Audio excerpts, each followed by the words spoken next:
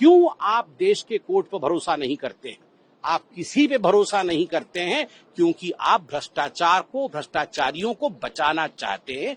यह देश कभी नहीं सहेगा। ये नैतिकता का विषय है, नैतिकता की लड़ाई है। आप कागज फाड़िए या कुछ भी फाड़िए, देश नैतिकता को फाड़ने, खास करके कांग्रेस के सदस्यों द्वारा जो व्यवहार आज सदन में हुआ है, वो अपने आप में मुझे लगता है भारत के सदन के इतिहास में पहले कभी नहीं हुआ होगा।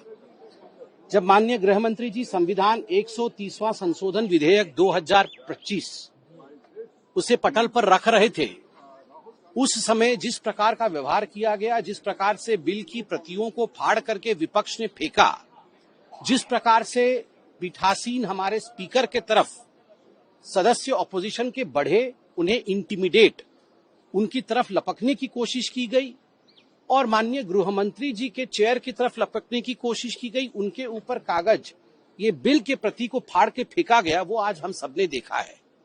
ये आज एक काला अध्याय है जिसको कि ऑपोजिशन ने लिखा है। और किस लिए किया है ये परिश्रम जो ऑपोजिशन ने किया है काला अध्याय लिखने के लिए? किस लिए किया है? करप्शन को और भ्रष्टाचार को बचाने के लिए किया है।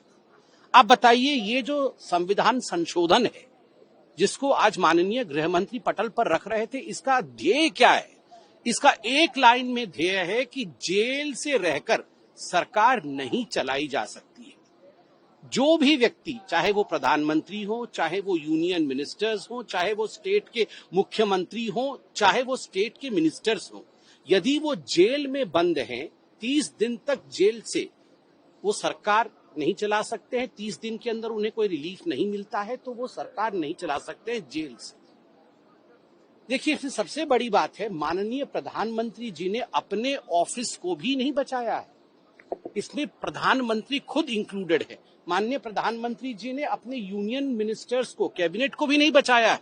यूनियन कैबिनेट भी इंक्लूडेड है। याद करिए, जब इसी प्रकार का एक बिल इंदिरा जी लेकर आई थी तो उसमें स्पष्ट रूप से लिखा गया था कि the prime minister's office, the president's office, vice president office, आप इनके ऊपर केस नहीं कर सकते। बाकी लोगों के ऊपर केस कर सकते हैं, मगर इन पदों के ऊपर, प्रेसिडेंट के ऊपर, प्राइम मिनिस्टर के ऊपर केस नहीं कर सकते हैं। मतलब इंदिरा जी ने और कांग्रेस पार्टी ने अपने आप को बचाने के लिए रास्ता बनाया था, मगर बाकियों के लिए बिल लाए। यहां पर प्रधानमंत्री भी जुड़े हुए हैं, यूनियन मिनिस्टर्स भी जुड़े हुए हैं, स्टेट मिनिस्टर और स्टेट के मुख्यमंत्री। अब देखिए, लालू प्रसाद यादव जी को बचाने के लिए मनमोहन सिंह जी एक ऑर्डिनेंस लेकर आए थे और राहुल गांधी का उस समय का रवैया क्या था आप याद करिए। प्रेस क्लब ऑफ इंडिया में बैठ करके उन्होंने उस ऑर्डिनेंस के कागज को फाड़ करके इस प्रकार से हवा में उछाला था कि मैं तो भ्रष्टाचार के खिलाफ हूं और कोई भी भ्रष्टाचारी व्यक्ति जेल से सरकार नहीं चलाना चाहिए।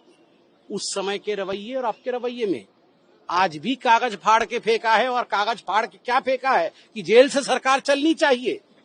ये जो हिपोक्रेसी है, ये जो दो तरीके का सोच है, पहले की सोच दिखावा और अब असलियत, यह हिंदुस्तान देख रहा है। दूसरा विषय मैं कहना चाहता हूं, लालू प्रसाद यादव जी को भी जेल हुआ, उन्होंने भी इस्तीफा दिया। उस समय से आप देखिए, जितने भी लोगों को जेल हुआ, जो माननीय मुख्यमंत्री थे, जो बड़े पदों पर आसीन रहे हैं, उन सबने इस्तीफा दिया। मगर कुछ महीनों पहले दिल्ली में आपने देखा, 2 लोग ऐसे थे जिनको जेल हुआ और जेल से रहकर उन्होंने सरकार चलाई, इस्तीफा नहीं दिया। जब इस विषय को लेकर कोर्ट में लोग गए तो कोर्ट ने क्या कहा? दिल्ली हाई कोर्ट ने कहा, इसमें हम कुछ नहीं कर सकते हैं क्योंकि देश में ऐसा कोई कानून नहीं है कि जेल से सरकार नहीं चल सकती है। ये नैतिकता का विषय है। नैतिकता के आधार पर दिल्ली के मुख्यमंत्री ये तय कर ले कि जेल से सरकार चलाना है या नहीं चलाना है। आज देश से हम पूछते हैं कि नैतिकता क्या है? क्या देश जेल से चल सकती है? नहीं चल सकती है। यही ये विधेयक कहता है, जिसको फाड़ करके हमारे स्पीकर के साथ दुर्व्यवहार करने की कोशिश की गई। वो स्पीकर सबके हैं। और माननीय गृह मंत्री के साथ जिस प्रकार का आज व्यवहार किया गया है, जिस प्रकार सदन की मान्यता को खंडित किया गया है, यह अपने आप में लज्जाजनक है। और मुझे लगता है ऑपोजिशन और खास करके राहुल गांधी का जो दोहरा चरित्र है, उस समय ऑर्डिनेंस फाड़ रहे थे और आज जब उसी लाइन पे कानून बना है, आज इसे फाड़ रहे हैं।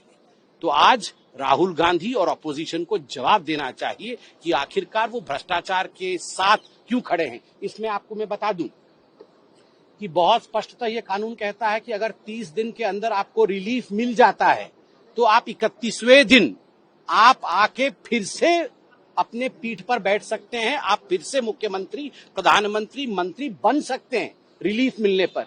क्या आपको देश के कोर्ट्स पे भरोसा नहीं है? क्या आपको सेशन कोर्ट पे भरोसा नहीं है? क्या आपको भरोसा नहीं है हाई कोर्ट पे? क्या आपको भरोसा नहीं है सुप्रीम कोर्ट पे? क्या आपको लगता है कि सुप्रीम कोर्ट अगर आपको लगता है कि आपका अरेस्ट गलत तरीके से हुआ है तो क्या उस पे स्टे नहीं लिया जा सकता? क्या आपको बेल नहीं मिल सकती है?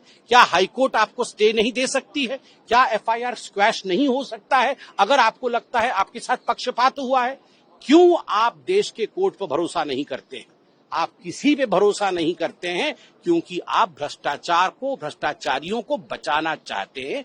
यह देश कभी नहीं सहेगा। ये नैतिकता का विषय है, नैतिकता की लड़ाई है। आप कागज फाड़िए या कुछ भी फाड़िए, देश नैतिकता को फाड़ने नहीं देगा।